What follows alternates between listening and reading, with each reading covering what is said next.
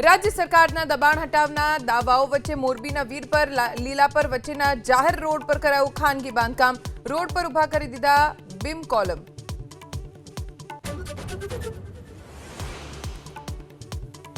सरकारी बाबुओने वीजळीनी करकसर करवानी सूचना। सचिवालयमां जरूरियात मुजब एसी चलाववानी, रात्रे वॉटर कूलर बंद करवानी, लिफ्टना बदले सीडीओनो उपयोग करवानी आपी सलाह।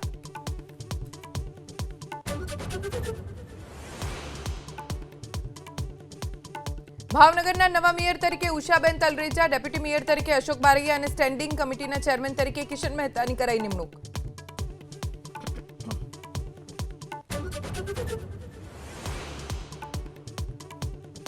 આણંદના બોરસદની 22 વર્ષીય વિધિની કેનેડાના નાયગ્રામાં ચાકુના ઘા મારીને કરી દેવાઈ હત્યા।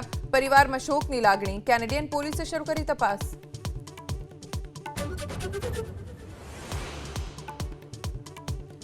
सिद्धारमैयाए मुख्यमंत्री पद छोड़वानो लीधो निर्णय। डीके पद संभाळे तेवी शक्यता। डीके चरण स्पर्श करीने सिद्धारमैयाना लीधा आशीर्वाद। बपोरे 3 वागे राजीनामું આપશે सिद्धारमैया।